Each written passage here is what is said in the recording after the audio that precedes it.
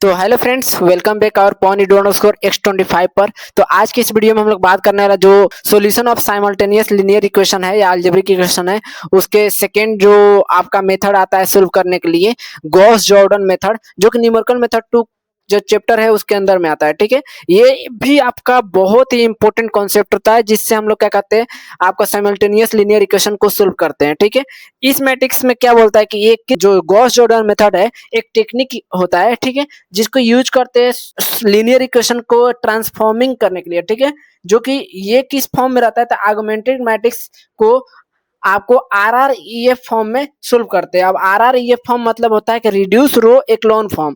Reduce रो मतलब रो को जो है हम लोग एक्लोन फॉर्म में कन्वर्ट करते हैं। ठीक है, अब होता क्या है, तो अभी तक हम लोग जो मैट्रिक्स रिप्रेजेंट करते हैं, ठीक है, सिंपल हम लोग क्या करते हैं कि x इक्वल टू हम लोग क्या करते हैं, b कर देते हैं, जिसमें a के लिए हम लोग कोई मैट्रिक्स 5 4 3 फिर इसका 7 4 5 9 7 1, ठीक है, ऐसे होता है। और x के लिए हम लोग कैसे करते हैं, x के लिए x1 और फिर x1 फिर उसके बाद x2 मान चलिए और x3 होता है। ठीक है, इस तरह करके, या x y z होता है, 3 वेरिएबल और 3 इक्वेशन प्ले करें। अब b के लिए हम लोग क्या करते हैं, यहाँ पर 9 8 और 7 ऐसे करके अभी तक हम लोग मैट्रिक्स को रिप्रेजेंट करते हैं। ठीक है, लेकिन हम लोग को इसमें क्या करना है, ऑगमेंटेड मैट्रिक्स बनाना है। ऑगमेंटेड मैट्रिक्स पे हम लोग को एक लोन फॉर्म को अप्लाई करना है। अब ऑगमेंटेड मैट्रिक्स क्या होता है, सबसे पहले ऑगमेंटेड फॉर्म क्या होता है, तो देखिए गॉस जॉर्डन मेथड को हम लोग दो मेथड से सोल्व भी कर सकते हैं, इसको भी जैसे गॉस एलिमिनेशन को सोल्व करते हैं, लेकिन गॉस जॉर्डन मेथड में सबसे बेस्ट मेथड होता है जो अपना ऑगमेंटेड मैट्रिक्स का।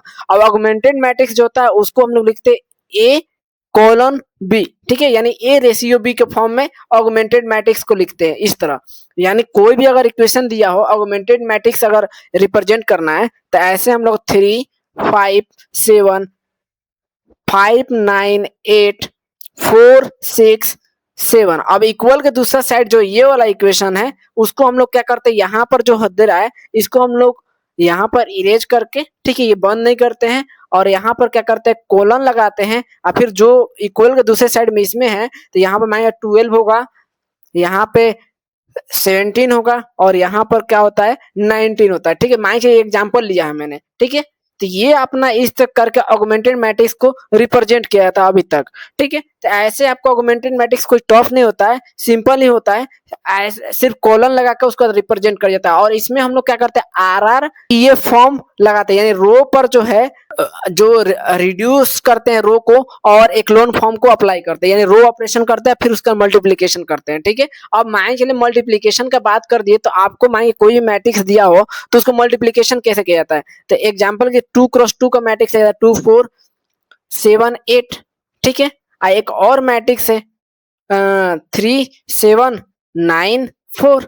ठीक है, आपको इसमें अगर मैट्रिक्स मल्टीप्लीकेशन करना है, मान लीजिए ए मैट्रिक्स है, ये आपका बी मैट्रिक्स है, ए क्रॉस बी मतलब ए को बी से मल्टीप्लाई करना है, तो हम लोग कैसे हुआ, सबसे पहले हम लोग क्या करते हैं, ये वाला मैट्रिक्स को उठाते हैं, ठीक वाला कॉलम को पहले मल्टीप्लाई करते हैं, यानी 2 3 जा 6 हो गया, फिर उसका प्लस देते हैं, फिर उसका 4 को 9 से मल्टीप्लाई करते हैं, 4 9 जा कितना आता है 36, फिर उसका जितना आता है आपको यहाँ पर, इसको अभी यहीं तक रहने देते हैं, फिर से इसी रो को हम लोग उठाते हैं, और फिर उसका सेकेंड कॉलम से हम लोग मल्टीप्लाई करते हैं, यानी 2 7 जा 14, अब प्लस में 4 4 जा 16। ठीक है, ऐसे करके हम लोग मैट्रिक्स को मल्टीप्लाई करते हैं, क्योंकि ये बहुत इंपॉर्टेंट है। अभी गॉस जॉर्डन जब मेथड हम लोग करेंगे, तो उसमें हम लोग मैट्रिक्स मल्टीप्लिकेशन 3x3 का भी आएगा। ठीक है, तब 3x3 का भी हम लोग मल्टीप्लिकेशन सीखेंगे।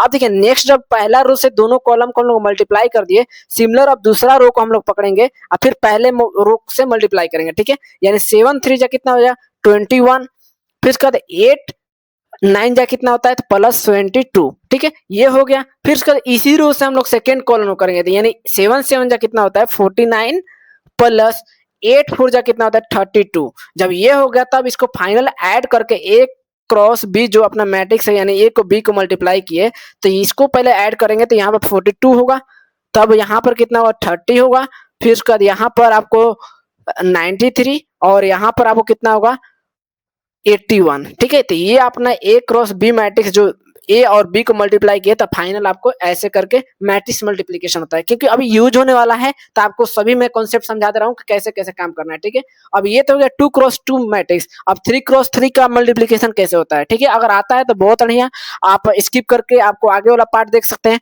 नहीं आता है तो आप जरूर देख लीजिए, ठीक है। 3x3 का मैट्रिक्स मल्टीप्लीकेशन करना है तो यहाँ पर मैट्रिक्स मल्टीप्लीकेशन जब टॉपिक पढ़ा है तो मैट्रिक्स मल्टीप्लीकेशन लिख दे रहे हैं, ठीक है।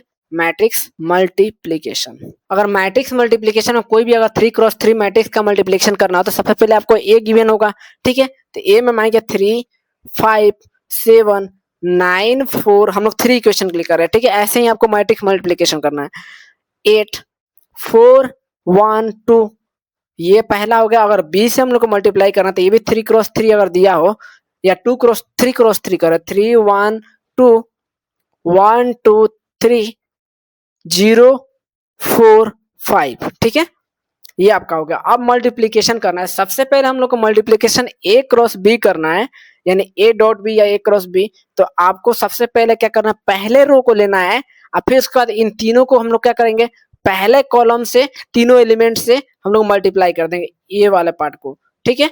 तो हम लोग पहले 3 से 3 को करेंगे तो कितना हो जाएगा 9, फिर 5 को 1 से करेंगे कितना हो जाएगा आपका +5, और 7 को 0 से करेंगे तो प्लस कितना होगा 0, ठीक है। पहला होगा। फिर इसके बाद इसी मैट्रिक्स को उठा के उसका सेकेंड कॉलम को, ये कॉलम होता है कॉलम अपना, तो 1 से करेंगे, ठीक है। तो 3 1 जा कितना होगा 3 प्लस आपका R1, ये R1 रो के लिए कर रहे हैं तो ये पहला एलिमेंट, ये दूसरा, ठीक है। 5 × 2 यानी 10 प्लस 7 × 4 कितना होगा 28, ठीक है। फिर अब ये जब आपका हो गया एलिमेंट, तब उसके बाद हम लोग क्या करेंगे, नेक्स्ट वाले एलिमेंट से आपको कॉलम से मल्टीप्लाई करेंगे, यानी 3 2 जा 6, पहले कॉलम को आपको पहला रो एलिमेंट से तो 6 हो जाएगा, प्लस 5 3 जा 15 प्लस 7 5 जा 35। ये जब हो गया आपको, तब उसका नीचे वाले एलिमेंट में दूसरे रो को पकड़ेंगे, ठीक है। R1 का काम हो गया। अब फिर वही सेम प्रोसेस करेंगे पहले कॉलम से, यानी पहले दूसरे रो का जो है पहला कॉलम आपका 9 3 जा 27 प्लस 4 1 जा 4, 8 से 0 को मल्टीप्लीकेशन करेंगे तो कितना होगा 0, ठीक है।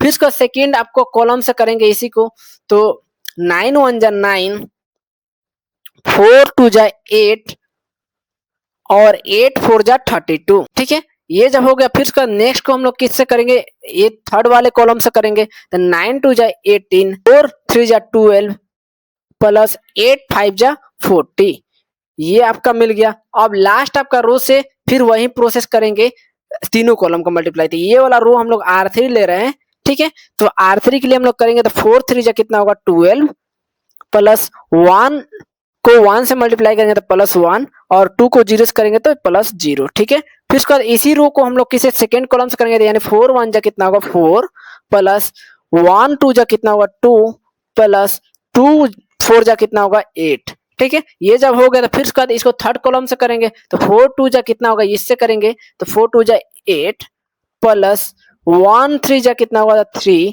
प्लस 2 5 जा कितना होगा 10। जब ये होगा तो फाइनली इसको ऐड करके हम लोग मैट्रिक्स के द्वारा रिप्रेजेंट कर देते हैं, ठीक है। तो सबसे पहला आपका आएगा 9 5 जा 14 एलिमेंट, और इसको जब करेंगे तो 41 आएगा। फिर जब इसको करेंगे 56, ठीक है। ये आपका पहला रो आ गया, R1 आ गया। फिर इसको जब करेंगे तो कितना 31, जब इसको करेंगे तो 49, जब इसको करेंगे तो 20, फिर उसके बाद इसको करेंगे तो 13, फिर इन दोनों को करेंगे तो तीनों को तो 14, और ये लास्ट वाला टर्म को करेंगे तो 21। ये फाइनल आपका 3x3 का मल्टीप्लीकेशन हो गया A क्रॉस B, ठीक है। तो ऐसे मल्टीप्लीकेशन हम लोग करते, तो हम लोग क्या क्या समझ लिए अभी। तो सबसे पहले हम लोग समझे कि मैट्रिक्स को रिप्रेजेंट कैसे, कोई भी अगर तीनों 3 इक्वेशन के फॉर्म में दिया है तो उसको रिप्रेजेंट कैसे करते हैं, ठीक है। पहला आपका गॉस जॉर्डन मेथड में रहेगा, पहला स्टेप आपका यही, ठीक है। फिर दूसरा आपको इसको ऑगमेंटेड मैट्रिक्स से रिप्रेजेंट करना है। तो ऑगमेंटेड मैट्रिक्स से कैसे करेंगे, तो कॉलन लगा देंगे जे ए कॉलन बी, ठीक है, जो आपका गिवन रहेगा। और फिर उसके बाद आपका थर्ड प्रोसेस रहेगा मैट्रिक्स मल्टीप्लिकेशन करके उसका वैल्यू को फाइंड करना, ठीक है। और आपको एक लोन फॉर्म अभी पिवोट एलिमेंट चूज करना है तो नहीं है, ठीक है। जब क्वेश्चन हम लोग सोल्व करेंगे तो पिवोट एलिमेंट देखेंगे।